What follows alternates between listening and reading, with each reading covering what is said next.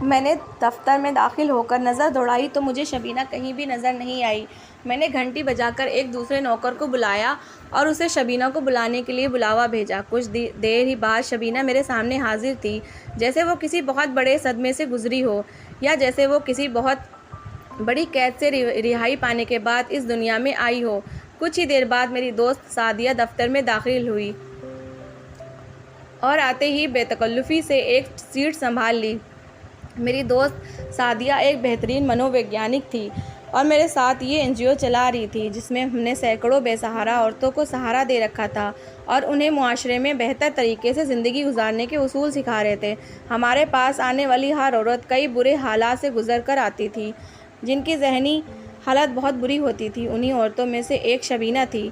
शबीना को आए आज हफ्ता भर होने को था, लेकिन अब तक उसने हमसे कोई बात नहीं की थी, ना कोई रद्द-ए-अमल दिया था। सारा दिन चुपचाप एक कोने में पड़ी हुई दीवारों और इंसानों को घूरती रहती थी। लेकिन सादिया की मुसलसल मेहनत और तवज्जो से शबीना अब तेज़ी से ठीक होने लगी थी और मुझे उम्मीद थी कि आज के दिन हमें अपने बारे में ज़रूर कुछ न कुछ बताएगी। आज शबीना ने एक अजीब हरकत की और कुछ ही देर बाद गले से अजीब अजीब आवाज़ें निकालने लगी। मैं और सादिया उसकी इस हरकत पर हैरान थे और पहली मर्तबा हमें पता चला कि शबीना गूंगी है। अब हम उसके बारे में कभी नहीं जान सकेंगे। ये सोच आते ही मेरे चेहरे पर मायूसी के सारे साए लहराने लगे, लेकिन सादिया ने हिम्मत नहीं हारी और ज़ारो कतार रोती हुई शबीना से पूछा कि क्या वो लिखना पढ़ना जानती है। जिस पर उसने इस बात में सर हिलाया तो मैंने शुक्र का सांस लिया और जल्दी से नोटबुक और कलम उठाकर उसकी तरफ बढ़ा दिए। उसने रोते रोते खुद को संभाल कर लिखना शुरू किया और सबसे पहले उसने ये बताया कि वो बोल नहीं सकती, लेकिन ज़हीन होने की वजह से थोड़ा बहुत लिखना पढ़ना जानती है। इसी के सहारे वो हमें अपने बारे में बताएगी और हमने उसकी बात मानते हुए हामी भर ली। तो फिर शबीना ने अपनी कहानी का आगाज़ किया। मैं 5 भाइयों की इकलौती बहन थी। जब मेरी पैदाइश हुई तो खुशी के शादियाने बजाए गए। मेरे माँ बाप और भाई बहुत खुश थे, लेकिन उनकी खुशी तब ख़त्म हो गई जब पता चला कि मैं बोल नहीं सकती। ये खबर सुनते ही मेरे बाप हत्थे से उखड़ गया। उसने मेरी माँ से कहा कि वह मुझे किसी यतीम खाने में भेज दे या कहीं दूर छोड़ाए जहाँ मुझे कुत्ते और भेड़ियाँ नोच कर खा जाएं, लेकिन वो मुझे इस घर में और नहीं रख सकता। मगर मेरी माँ का दिल अपनी इकलौती बेटी की मोहब्बत से भरा हुआ था। उसने मेरे बाप की बातें, ताने और जुल्म सह ली, मगर मुझे खुद से जुदा नहीं किया। मेरा बाप बचपन से ही मुझसे नफ़रत करता और आहिस्ता आहिस्ता भाइयों ने भी मोहब्बत छोड़ दी। बचपन में माँ बाप ने तालीम नहीं दिलवाई क्योंकि मैं पैदाइशी गूंगी थी, इसलिए जवान होकर माँ बाप पर बोझ बनकर रह गई। घर में बाप के जुल्म से निजात पाती तो भाइयों के हत्थे चढ़ जाती। सिर्फ मेरी माँ थी जो मेरे लिए दिल से दुखी होती और मुझे संभालती। मैं अपनी इस बेबसी पर खूब दिल खोल कर रोती थी और दुआएं करती थी कि कुछ ऐसा हो जाए मैं इस घर से चली जाऊं। एक रोज़ मुझे पता चला कि मेरे लिए रिश्ता आया है। दुनिया की बाकी लड़कियों की तरह मुझे भी शादी की हसरत थी, इसलिए मैं दिल ही दिल में बहुत खुश हुई और दुआ करने लगी कि मेरी भी शादी हो जाए। फिर अब्बा और भाइयों की बातों से भी जान छूट जाएगी। मुझे अम्मा की ज़ुबानी कुछ दिन बाद पता चला कि मेरे लिए जयपुर शहर के गांव से बहुत अमीर चौधरी का रिश्ता आया है। ये सुनकर मैं और भी हैरान हुई और खुश भी। पहली मर्तबा हमारे घर रिश्ता लेकर कोई चौधरी की दूर के रिश्तेदार आई थी, जबकि दूसरी मर्तबा रिश्ते के लिए चौधरी की माँ खुद हमारे घर आई। सब लोग जिस कमरे में बैठे बातें कर रहे थे, मैं उसकी खिड़की से छुपकर देख और सुन रही थी। चौधरी की माँ ने बहुत महंगा जोड़ा पहना हुआ था और उसके हाथों में कीमती जेवरात भी थे। चौधरी की माँ ने मेरे अब्बा को 2 टूक लफ्ज़ों में मेरे रिश्ते के लिए हाँ कहते हुए एक बड़ा सा बैग भी निकालकर मेरे अब्बा के सामने रख दिया। मेरे अब्बा ने बैग खोलकर देखा, जो कि पैसों से भरा हुआ था, और यहाँ मेरे बाप की आंखों पर नोटों की पट्टी बन गई और उसने उन कागज़ के टुकड़ों के खातिर मुझे बेच डाला और चौधरी के साथ मेरा रिश्ता तय कर दिया। मैं शादी करना चाहती थी, लेकिन मुझे अंदाज़ा नहीं था कि शादी करने के लिए मुझे इतना सस्ता बेचा जाएगा। मेरा बाप मुझसे इतनी नफ़रत करता था कि मुझे बेच ही डालेगा, ये अंदाज़ा भी मुझे पहले कभी ना हुआ। मेरे लब तो हमेशा से ही बंद थे, लेकिन मैंने अपनी आँखें और कान भी बंद कर ली और किस्मत का लिखा समझकर ये फ़ैसला भी कबूल कर लिया। कुछ दिन बाद मेरी शादी की तारीख रख दी गई और निकाह का दिन आ गया। मैं दुल्हन बनी, महंगा तरीन लिबास पहने हुए थी और सब औरतें मेरी किस्मत पर रश्क कर रही थीं कि गूंगी होने के बावजूद मुझे कितना अमीर शौहर और ससुराल मिला है और मेरे तो दिन फिर गए हैं। लेकिन कोई भी नहीं जानता था कि अभी ये बातें चल रही थी कि बाहर शोर सुनाई दिया। मर्दान खाने में से मर्दों के ज़ोर ज़ोर से बोलने की आवाज़ें आने लगीं और हमारी एक रिश्तेदार दौड़ती करती हुई कमरे में दाखिल हुई। मेरा दिल ज़ोर से धड़का। उसने मेरी माँ को बताया कि तुम लोगों ने अपनी गूंगी बेटी पर ऐसा जुल्म क्यों किया। चौधरी पहले से शादीशुदा है और उसकी 2 बेशादियाँ हो चुकी थीं। मेरी माँ ने दौड़कर अब्बा को ये बात बताई और कहा कि ये शादी नहीं होगी। मगर अब्बा ने सबके सामने अम्मा को घर से निकालने की धमकी देकर चुप करवा दिया। थोड़ी देर बाद मेरे ससुराली बारात लेकर पहुंचे थे। मैंने कमरे से छुपकर मर्दान खाने में झाँका तो अपने होने वाले शौहर को देखकर मुझे बहुत मायूसी हुई। वो उम्र में मुझसे 20 साल बड़ा था, लेकिन मेरे दिल को तसल्ली हुई कि अब मेरा बाप मुझे उस इंसान के हाथों नहीं बेचेगा। मगर ये भी मेरी भूल ही रही। मेरे बाप ने चौधरी और उसकी माँ से कहा कि आपने हमसे झूठ बोला है, इसलिए अब और रकम देनी होगी। मैं अपने बाप का बढ़ता हुआ लालच देकर सुन रह गई। कोई बाप इतना संगदिल कैसे हो सकता है। चौधरी की माँ ने मेरे बाप को उसी वक्त और ज़्यादा पैसे देकर उसका मुंह, आंखें, कान बंद कर दिए और यूँ मेरी शादी उस चौधरी से हो गई और मैं ब्याह कर अपने शहर से बहुत दूर के गांव में आ गई। ये हवेली मेरी सोच से भी ज़्यादा बड़ी थी। एक दिन में पूरी हवेली को नहीं देखा जा सकता था। हवेली पहुंचने तक रात हो चुकी थी। चंद रिवाजों के बाद मुझे भी मेरे कमरे में पहुंचा दिया गया। मैं कीमती ज़ेवरात से लदी हुई उदास दिल के साथ अपने शौहर के इंतज़ार में बैठी थी। कुछ देर बाद चौधरी कमरे में दाखिल हुआ तो मैंने एक सरसरी सी निगाह उस पर डाली। चौधरी ने मेरी तरफ देखते हुए अपनी रौबदार आवाज़ में नौकरानी को बुलाया और उससे कहा कि मुझे इस हवेली के उसूल और तौर तरीके समझा दे। मैं अपने इस अजीब और गरीब शौहर का इतना सख्त लबो लहजा देखकर समझ नहीं पा रही थी कि वो आज ही ये सब कुछ क्यों कर रहा है। मैं बोल तो सकती नहीं थी, लेकिन किसी को कुछ समझा भी नहीं सकती थी। चौधरी हिदायत देकर कमरे से निकल गया और नौकरानी मेरे पास चली आई। उसने मुझे कपड़े बदलने को कहा और ख़ुद खाना मेरे बिस्तर पर रखकर चली गई। कुछ देर बाद वो दोबारा आई और मुझे समझाने लगी, मैं इस हवेली की पुरानी नौकरानी हूँ और आज तक इस हवेली के साथ कभी नमक हरामी नहीं की, और जो भी करता है उस पर इस हवेली का कहर टूट पड़ता है। इस हवेली के मालिक के सामने कभी ज़ुबान नहीं खोलना। और हाँ, तुम तो पहले ही गूंगी हो, तुम क्या बोलोगी। मेरी माजूरी पर तंज करके वो हंसने लगी, लेकिन मैं दिल ही दिल में कुढ़ने लगी। वो मुझे हवेली के कानून समझाकर चली गई और वो रात मैंने अकेले जागकर अपनी किस्मत पर रोते हुए गुजारी। साथ मैंने अपने रब से शिकवा किया कि अगर उसने मुझे इतना बेबस ना बनाया होता तो आज ये सब लोग मेरी बेबसी के साथ ना खेल रहे होते। सुबह होने पर वही नौकरानी एक बार फिर कमरे में आई और मुझे बताया कि अब मुझे सबके साथ नाश्ता करना है। और मैं बाहर सबके बीच गई तो वहाँ मेरी सास बैठी हुई थी। मैंने उनके करीब जाकर सलाम करने ही लगी थी कि मेरे शौहर की गरजदार आवाज़ मेरे कानों से टकराई, जिसे सुनकर मेरी आंखें फटी की फटी रह गईं। घर के सारे नौकर भी वहीं चुपचाप खड़े थे, लेकिन किसी के चेहरे पर मुझ जितनी हैरानी नहीं थी। सब सपाट चेहरा लिए वहीं खड़े थे। मेरे शौहर ने मुझे घसीट कर एक तरफ कर दिया और कहा कि किराए पर लाई माँ का ड्रामा ख़त्म हो चुका, इसलिए अब सामान समेटो और यहाँ से निकलो। मैं जो उस औरत को चौधरी की सगी माँ समझ रही थी, वो तो मेरी ही तरह ख़रीदी गई थी। उस औरत ने भी बिना मेरी तरफ देखे जल्दी जल्दी अपना सामान समेटा और वहाँ से चलती बनी। मुझे अब यकीन हो गया था कि निकाह से पहले हमारी रिश्तेदार जो कुछ बता रही थी वो सच था। मेरे शौहर ने नौकरानी को हुक्म दिया कि मैं उसे हवेली दिखा दूं। मैंने जल्दी जल्दी थोड़े निवाले नाश्ते के लिए और उसी नौकरानी के साथ हवेली देखने चल पड़ी। उसने मुझे सारा दिन हवेली दिखाने में लगा दिया। इस आलीशान इमारत ने मुझे बहुत हैरान किया। ये जितनी आलीशान इमारत थी उतनी ही रहस्यमयी लगी। हवेली दिखाते हुए ऊपर की मंजिल पर बने हुए कमरे के पास जाकर नौकरानी ने मुझे रुकने का इशारा किया और ख़ास तौर पर नसीहत की कि मैं कभी इस कमरे के करीब भी ना आऊँ। ये चौधरी का ख़ास कमरा है, यहाँ वो हर रोज़ कुछ वक्त अकेले में गुजारता है। मुझे कमरे के अंदर झांकने का शौक़ हुआ। आखिर ऐसा भी क्या है जो बीवी से भी छुपाया गया, लेकिन डर और खौफ से मैं कुछ नहीं कर सकी। मेरी शादी के दूसरे दिन चौधरी रात में कमरे में आया और मुझे उस दिन पता चला कि ये बहुत बेरहम और जालिम इंसान था। उसकी नज़र में औरत किसी खिलौने से कम नहीं थी, लेकिन मैंने भी दिल में पक्का इरादा कर लिया था कि मैं अब अपने शौहर को बदल कर ही दम लूँगी, क्योंकि मेरा उसके बगैर कोई दूसरा ठिकाना नहीं था।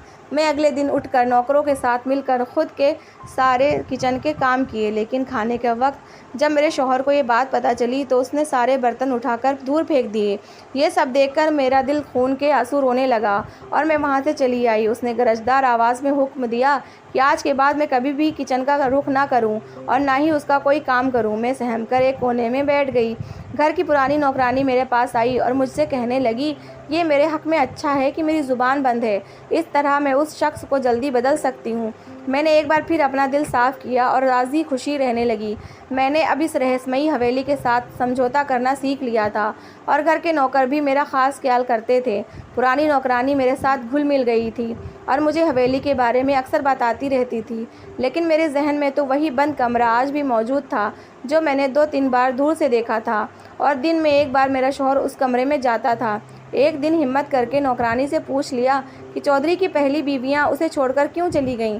नौकरानी मेरे इशारे में पूछे गए सवाल को समझकर सहम गई। डर और खौफ उसके चेहरे पर साफ नज़र आ रहा था और वो फ़ौरन वहाँ से उठकर चली गई। लेकिन अगले ही दिन आकर उसने मुझे जो बात बताई उसे सुनकर मेरा दिल दहल गया। नौकरानी ने कहा कि चौधरी की पहली बीवियाँ रहस्यमयी तरीके से गायब हो गई थीं और आज तक उनका कुछ पता नहीं चला। मैं उसकी बात सुनकर बहुत खौफज़दा हो गई। मैं अब यहाँ रहना नहीं चाहती थी, लेकिन यहाँ से निकलने का कोई रास्ता भी तो नहीं था। मैंने एक रात चौधरी से कहा कि वो मुझे मेरे माँ बाप से कभी मिला लाए, लेकिन उसके जवाब ने तो मेरे सर पर आसमान ही गिरा दिया। मेरे माँ बाप मुझे हमेशा के लिए बेचकर अपना घर छोड़कर जा चुके हैं। उस रात मैं बहुत रोई। मुझे अपनी माँ की भी याद आई कि उन्होंने कभी क्यों पलटकर बेटी की खबर न ली, वो कैसे इतनी संगदिल हो गई। मैंने उसके बाद कभी अपने शौहर से कोई फरमाइश नहीं की और ख़ामोशी से उसके साथ रहने लगी। कुछ ही वक्त के बाद मुझे अपनी माँ बनने की खबर मिली तो मैं बहुत ज़्यादा खुश हुई और मैंने पहली बार अपने शौहर के चेहरे पर खुशी के आसार देखे। बच्चे की आमद को सुनकर उसने अपना रवैया मेरे साथ काफ़ी हद तक नरम कर दिया और मेरा ख्याल रखने लगा। पुरानी नौकरानी अब भी मेरे साथ थी और अब भी वो मेरी ज़िंदगी का अहम हिस्सा बन चुकी थी। मुझ पर हवेली से बाहर की दुनिया हमेशा के लिए बंद हो गई थी, लेकिन हवेली के अंदर मुझे हर तरह का सुकून और सहूलत दी जा रही थी। जब 9 महीने के बाद मैंने एक खूबसूरत बच्चे को जन्म दिया तो उस दिन पहली बार मैंने हवेली के दरों दीवारों पर खुशी का इजहार देखा। हवेली का वारिस आ जाने से हर छोटा बड़ा इंसान खुश था। जयपुर के इस गांव को भर कर मिठाइयाँ बांटी गईं और गरीबों को खाना खिलाया गया। मैं अपने बेटे को पाकर बहुत खुश थी और पहली बार मुझे भी ज़िंदगी अच्छी लग रही थी। यूं ही सुकून भरा वक्त गुजरने लगा, बच्चा पलने लगा और शादी को 1 साल बीत गया। इस दौरान मुझे अपने माँ बाप कभी कभी बहुत याद आते थे, ख़ास तौर पर माँ। अगर आज मेरे बेटे को देखती तो कितना खुश होती, लेकिन डर के मारे कभी भी शौहर से जिक्र नहीं किया था। एक रात मैं अपने बच्चे के साथ पुरसुकून नींद सो रही थी कि मेरी आँख खुल गई। आधी रात के वक्त मैंने देखा मेरा शौहर बिस्तर से गायब था। मैंने उठकर कमरे से बाहर देखा तो हर तरफ खौफ का आलम था, लेकिन हवेली के ऊपरी हिस्से से मुझे आवाज़ें आईं जैसे 2 लोग सीढ़ियाँ चढ़ते ऊपर जा रहे हैं। मैंने हल्की रोशनी में ऊपर के जीने पर देखा तो मुझे अपना शौहर सीढ़ियों से ऊपर जाता हुआ नज़र आया, लेकिन वो अकेला नहीं था, उसके साथ दूसरा इंसानी वजूद भी था। वो कोई जवान लड़की थी। बीवी होने की हैसियत से मुझे अपने शौहर पर शक हो चुका था कि रात के अंधेरे में वो गैर औरतों के साथ वक्त गुजारता है। वो दोनों हवेली के उसी रहस्यमयी कमरे की तरफ जा रहे थे जहाँ मेरा जाना मना था। तो ये वजह थी, वो कमरा मेरे शौहर की अय्याशियों का अड्डा था। मैं रोती हुई वापस अपने कमरे में आ गई और किसी से कुछ न कहा, क्योंकि यहाँ मुझे सुनने समझने वाला कोई नहीं था। उसके कुछ दिन बाद रात को मैंने अपने शौहर को 1 और 2 लड़कियों के साथ उसी कमरे की तरफ जाते हुए देखा तो मुझे यकीन हो गया कि वो मेरे साथ कई औरतों को रखे हुए हैं। कुछ दिन बाद मेरा शौहर मुझे काम के सिलसिले में शहर जाने का कहकर चला गया, जबकि मैं जानती थी कि वो गैर औरतों के साथ अपना वक्त गुजारने गया है और मुझसे झूठ बोला है। मैं चुप हो गई और अपने बच्चे के साथ ही रहने का इरादा कर लिया। उसी रात मेरे बच्चे की तबीयत बहुत ख़राब हो गई और उसे किसी डॉक्टर की ज़रूरत पड़ गई। मैं कभी हवेली से बाहर नहीं निकली थी और पुरानी नौकरानी कुछ दिन से अपने किसी रिश्तेदार के यहाँ गई हुई थी। ऐसे में मुझे घर के एक नौकर को बोलना पड़ा कि वो मुझे हॉस्पिटल लेकर जाए। नौकर मुझे ले जाना नहीं चाहता था, लेकिन बच्चे की बिगड़ती हालत देखकर उसने मुझसे कहा कि वो मुझे पुरानी नौकरानी के पास लेकर जाएगा, वही डॉक्टर का बंदोबस्त करेगी। मगर मैं इस पर राज़ी ना हुई और दौड़कर हवेली के मेन दरवाजे से बाहर निकल गई। नौकर मेरे पीछे भागता हुआ आया। उसने गाड़ी निकाल कर मुझे बैठने का इशारा दिया। उसके बाद वो मुझे शहर के हॉस्पिटल ले गया, जहां डॉक्टर ने बच्चे की गिरती हुई हालत को देखकर उसे हॉस्पिटल में ही दाखिल कर लिया। अगले दिन तक मेरे बेटे की हालत संभल गई थी। तो मुझे भी सुकून हो गया और इसी दौरान मेरी पुरानी नौकरानी भी आ गई। मैंने उसके चेहरे से अंदाज़ा लगाया कि वो काफ़ी डरी हुई है और बार बार मुझे यहाँ से चलने का कह रही है। मैंने उसे कहा कि डॉक्टर बच्चे को आज ही डिस्चार्ज कर देंगे, हम शाम तक हवेली पहुँच जाएंगे। लेकिन उसने मेरी एक ना सुनी और बच्चे को उठाकर हॉस्पिटल के डॉक्टर से छुप कर मुझे साथ लिए हवेली वापस आ गई। हवेली पहुँचने पर मुझे पता चला कि चौधरी आज सुबह ही घर आ चुका है। ये खबर सुनकर मेरा दिल काँप उठा कि ना जाने अब मेरे साथ क्या होगा। लेकिन चौधरी के लहजे में गैर मामूली हद तक नरमी समाई हुई थी और मेरे हाथों से अपने बेटे को लेकर प्यार करने लगा।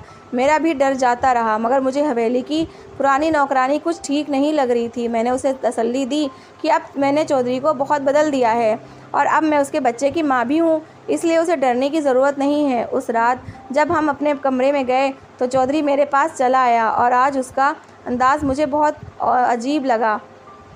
उसने मुझे कहा कि क्या मैं जानना नहीं चाहूँगी कि उसकी पहली 2 बीवियाँ कहाँ है गईं। मैंने उसे कोई जवाब नहीं दिया, बस चुपचाप सुनती रही। वो खुद ही बोल उठा। आज उसके बदले बदले तेवर देखकर ना जाने मेरा दिल हौले हौले क्यों लरज़ रहा था। मेरे शौहर ने अपनी बात जारी रखी और कहा कि बचपन में जब मेरा बाप मर गया था तो मैं बहुत छोटा था और अपनी माँ के सहारे इस दुनिया और इतनी बड़ी हवेली में अकेला रह गया। मेरी माँ शुरू में मुझे बहुत मज़लूम लगती थी, लेकिन मुझे अंदाज़ा हुआ कि वो आज़ाद ज़िंदगी गुजारना चाहती थी और मेरे बाप की मौत के पीछे बड़ा किरदार उसी का है। माँ ने बड़े बड़े अमीर लोगों में उठना बैठना शुरू किया और मर्दों से ताल्लुकात कायम किए। मेरी रगों में दौड़ता गैरतमंद खून ये सब बर्दाश्त ना कर सका और मैं औरत ज़ात से ही दूर होता चला गया। मुझे लगा अब मैं कभी किसी औरत के करीब ना रह सकूँगा, लेकिन मेरी ज़िंदगी में एक औरत आ गई। फिर जब मैंने उससे पहली शादी की तो शुरू में मुझे अपनी बीवी पसंद थी, लेकिन बाद में मुझे अंदाज़ा हुआ कि वो मुझसे ज़्यादा बाहर की दुनिया में के मर्दों में दिलचस्पी रखती है। उसके लिए मेरी ज़ात अहम नहीं है, इसलिए मैंने दूसरी शादी की। मुझे अब भी औरत से बेवफाई मिली और क्योंकि उसे मुझसे ज़्यादा मेरी दौलत से मोहब्बत थी। अब मैंने तीसरी शादी तुमसे की। तुम्हारी ज़ुबान नहीं थी, तुम्हारे अंदर दूसरी औरतों के जैसे चालाकियाँ भी नहीं थी। मैं चुपचाप बैठी अपने शौहर की कहानी सुन रही थी और दिल में अफसोस भी हो रहा था कि माँ की गैर जिम्मेदारी ने एक इंसान की पूरी शख्सियत तबाह करके रख दी। अचानक मेरा शौहर बोल उठा कि चलो आज मैं तुम्हें उस कमरे का राज बताऊं जिसे जानने के लिए तुम बहुत बेचैन हो। उनके ये अल्फाज सुनकर मैं बहुत डर गई और उनके साथ जाने से इनकार करने लगी, क्योंकि आज वो मुझे ठीक नहीं लग रहा था, लेकिन वो अपनी बात पर कायम था, इसलिए मरती क्या न करती। मैं उसके साथ उठकर ऊपर वाले जीने की तरफ बढ़ने लगी। ऊपर पहुंचकर मेरा शौहर उस खुफिया कमरे का दरवाज़ा खोलने लगा और मैं खामोशी खड़ी उसकी हरकत नोट कर रही थी। मेरे शौहर ने एक नज़र मेरी तरफ देखा और कहा कि जब तुम मेरी ज़िंदगी में आई तो मुझे लगा कि अब कभी कुछ गलत नहीं होगा, लेकिन मैं इस बार भी गलत था। तुमने मेरी मर्ज़ी के ख़िलाफ़ जाकर कदम बाहर निकाल ही लिया, इसलिए अब तुम भी वहीं जाओ जहां मेरी बाकी बीवियां हैं। ये कहते हुए उसने कमरे का दरवाज़ा खोलकर मुझे अंदर धकेल दिया और मैं डर और खौफ के मारे ज़मीन पर गिर गई। किसी तरह मैंने जल्दी उठकर खुद को संभाला तो ये देखकर मेरी रूह काँप गई, क्योंकि कमरे के अंदर सैकड़ों सांप और बिच्छू थे जो जगह जगह खून में लथपथ ताज़ा लाशों पर झपटे हुए थे। उनमें से कुछ जिस्म गल सड़ गए थे और कुछ ताज़ा थे जिन्हें सांप और बिच्छू खा रहे थे। ये मंजर देखकर मेरा दिल ज़ोर ज़ोर से धड़कने लगा और जिस्म कांपने लगा। उन लाशों में उन औरतों की लाशें भी थीं जो कुछ दिन पहले मैंने अपने शौहर के साथ देखी थीं। अपनी मौत को इतने करीब देखकर मैं ज़ोर ज़ोर से चिल्लाने लगी, क्योंकि मेरा भी उन जैसा ही हाल होने वाला था। मैं ज़ोर ज़ोर से दरवाज़ा बजाने लगी, जो जल्द ही बाहर से किसी ने खोल दिया और आने वाली हवेली की वही पुरानी नौकरानी थी। मुझे आज उसकी सारी बातें और फ़िक्रें समझ आ गईं। उसने जल्दी से मुझे वहाँ से भाग जाने को कहा और मैं दौड़कर कमरे से निकलकर सीढ़ियाँ उतरती हुई बाहर की तरफ जाने लगी, लेकिन मुझे अपनी नौकरानी की चीखें सुनाई दी। मैंने देखा मेरे शौहर ने नौकरानी को कमरे में बंद कर दिया है, लेकिन मेरे पास ज़्यादा वक्त नहीं था। मैं भागकर हवेली से बाहर निकल गई। हवेली के बाहर खड़े एक नौकर ने मेरी मदद की और गाड़ी में बैठाकर वहाँ से दूर ले गया, लेकिन मैं जानती थी मेरा शौहर मेरे पीछे आएगा, इसलिए मैंने कुछ दिन अपने उस नौकर के किसी जानने वाले के पास पनाह ली।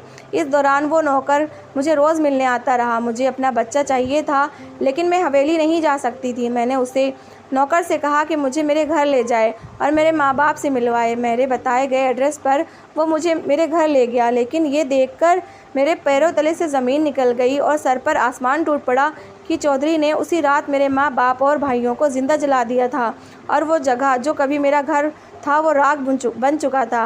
वहाँ कुछ नहीं बचा था। मैं सर पकड़कर बैठ गई। मेरी तो दुनिया लुट चुकी थी। उसके बाद मैं आज आपके सामने हूँ।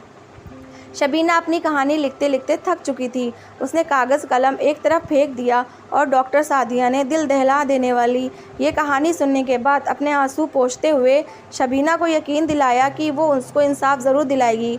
हमारी ही कोशिशों से जयपुर के एक बड़े चौधरी को सज़ाए मौत सुना दी गई और शबीना का बच्चा उसके हवाले कर दिया गया। शबीना अब इस एनजीओ में रहकर अपने आप को निखार रही है ताकि कल को वो अपने बेटे की बेहतर तरबियत कर सके। तो दोस्तों, कैसी लगी आपको मेरी कहानी? अगर कहानी अच्छी लगी है तो कमेंट बॉक्स में ज़रूर बताइएगा और इस कहानी को ज़्यादा से ज़्यादा शेयर करिएगा और लाइक करिएगा। आपको मेरी कहानी सुनने के लिए बहुत बहुत शुक्रिया। ये इस घंटे का तो बड़ी लग रही थी, छोटी लग रही थी।